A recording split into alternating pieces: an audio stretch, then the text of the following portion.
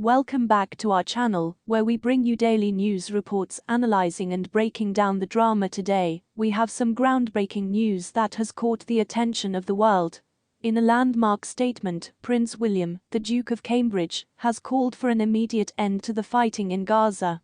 Let's dive right into the details. Prince William has said he wants to see an end to the fighting as soon as possible. As he delivered a major intervention on the Israel-Gaza conflict, he said it is critical humanitarian aid gets into Gaza, and that Hamas release the remaining hostages. In a strongly worded statement issued on Tuesday afternoon, the Prince of Wales, 41, said he is refusing to give up on permanent peace in the Middle East, and has called for an end to the fighting as soon as possible. William made the strongly worded statement ahead of a series of engagements to recognize the human suffering caused by the ongoing war in the region and the subsequent conflict in Gaza.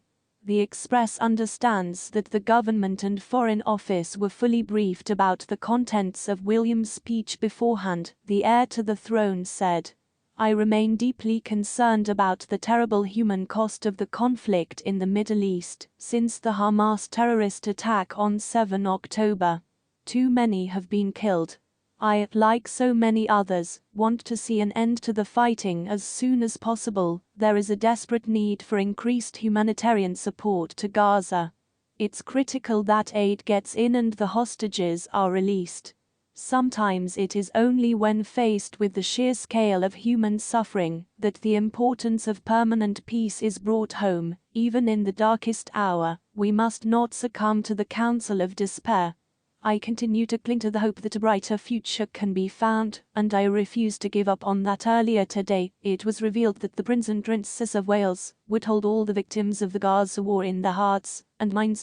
He will meet aid workers, helping to provide humanitarian support in the region, hearing about the experiences of those on the ground, and separately join a synagogue discussion with young people from different communities who are advocates against hatred and anti-Semitism. The October 7 raids by the Palestinian militant group Hamas killed about 1,200 people, with around 250 taken hostage. Militants still hold around 130 hostages, and a quarter of them are believed to be dead. The war has killed at least 28,985 Palestinians, according to the Hamas-run Gaza Health Ministry. There are fresh fears about an escalation in the conflict if Israeli forces move into Rafah, a city and major aid delivery point in southern Gaza. The Arab group chair this month, Tunisia's UN ambassador Tarek Ladeb, told UN reporters last Wednesday that some 1.5 million Palestinians who sought safety in Rafah face a catastrophic scenario if Israeli Prime Minister Benjamin Netanyahu goes ahead with a potential evacuation of civilians and military offensive in the area bordering Egypt. William pledged in 2018, when he became the first royal to officially visit the Israel and the Palestinian territories, to make Middle East peace his lifelong project. The prince, who visited Israel and the Palestinian territories in 2018, said there is a desperate need for increased humanitarian support to Gaza, and called for the release of hostages held by Hamas.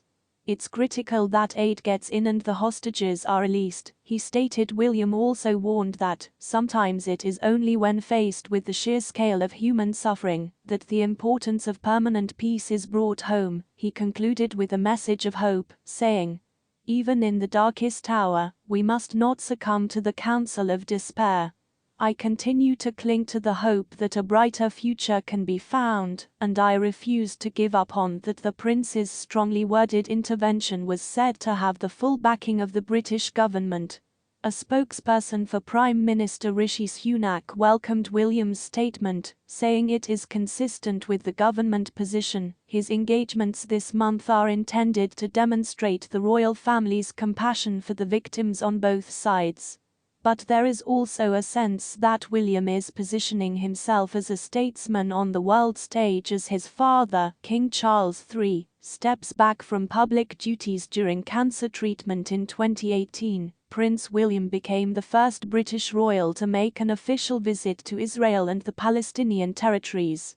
He has vowed to devote himself to peacemaking efforts in the Middle East, inspired by previous generations of his family. Thanks you for joining us today. We'll be keeping a close eye on any further developments, and we'll be sure to bring you all the latest updates.